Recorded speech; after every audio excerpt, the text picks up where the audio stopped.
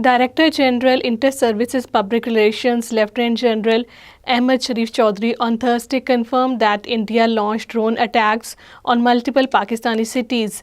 Addressing a press conference in Rawalpindi, DG ISPR said that the Indian drones were downed by the armed forces while a man was martyred and other was injured in Sindh.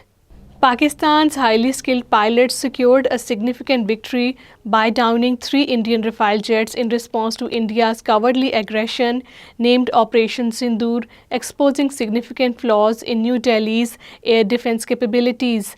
Pakistan Air Force downed a total of 5 Indian fighter jets, which included 3 Rafale planes, as well as an Su-30 and a MiG-29. In addition to this, the Pakistan Air Force launched targeted strikes on Indian Brigade headquarters and multiple military posts, forcing many Indian soldiers to flee.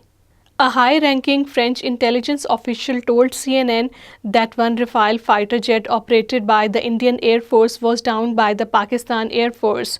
Pakistan Air Force has announced having shot down 5 Indian Air Force jets in retaliation for the Indian strikes, including 3 Rafales. All parties Hurriyat Conference has condemned the widespread crackdown operations and arrest of the youth on the mass scale by the Indian Forces personnel in occupied Kashmir.